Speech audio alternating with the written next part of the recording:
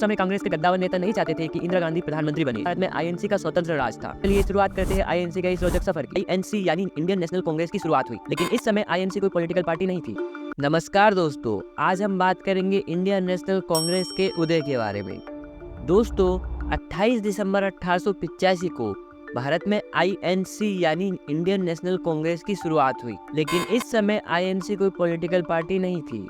इस समय आईएनसी हमारे देश के सभी स्वतंत्र सेनानियों का एक समूह था, जो कि महात्मा गांधी के नेतृत्व में देश को आज़ादी दिलाने का प्रयास कर रहा था। लेकिन यह जानकर आपको आश्चर्य होगा कि आज के समय में आईएनसी का अस्तित्व एक पॉलिटिकल पार्टी के रूप में कैसे है। तो चलिए शुरुआत करते हैं आईएनसी के इस रोचक सफर की।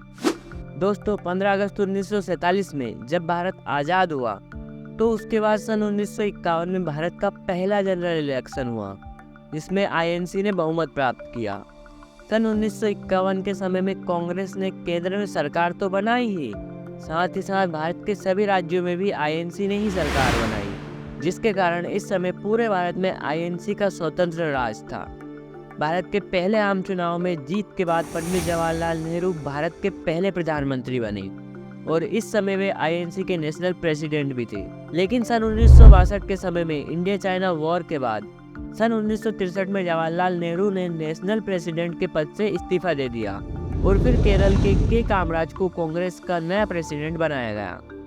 इतना ही नहीं, सन 1964 में जवाहरलाल नेहरू के निधन के बाद के कामराज ने लाल बहादुर शास्त्री जी को भारत का प्रधानमंत्री बनाया। लेकिन जनवरी 1966 में ताशकंद में लाल बहादुर शास्त्री जी के निधन के बाद प्रधानमंत्री की कुर्सी खाली हो गई। लेकिन इस बार के कामराज ने नेहरू जी की बेटी श्रीमती इंदिरा गांधी को प्रधानमंत्री पद दिया।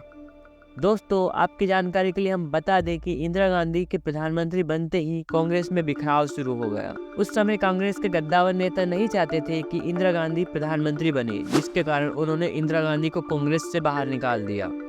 जब इंदिरा गांधी को कांग्रेस से बाहर निकाला गया, तब इंडियन नेशनल कांग्रेस दो हिस्सों में बढ़ गई, कांग्रेस आर और कांग्रेस ओ। कांग्रेस आर इंदिरा जी वाला गुट था, जबकि कांग्रेस ओ असली कांग्रेस पार्टी थी, जो सन 1885 में बनी थी। सन 1971 में भारत में मध्यावधि चुनाव यानी मिड टर्म इलेक्शन हुए और उसमें इंदिरा जी वाली कांग्रेस आर ने बहुमत प्राप्त किया।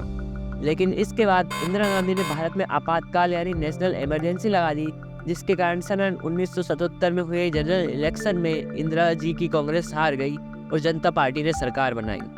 लेकिन यह सिलसिला यहीं पर नहीं रुका। सन 1977 के आम चुनाव में हार के बाद इंदिरा जी ने अपने सहयोगियों के साथ कांग्रेस आर को छोड़ दिया और एक नई पार्टी बनाई, जिसका नाम रखा गया कांग्रेस आई, जिसमें आई का मतलब था इंदिरा गांधी।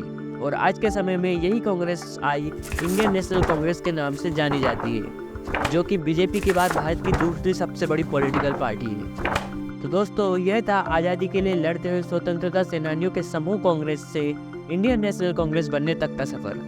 उम्मीद है आपको ये जानकारी पसंद आई होगी। आपके विचारों को कमेंट के माध्यम से सुनने के लिए हमें बेसब्री से इंतजार है।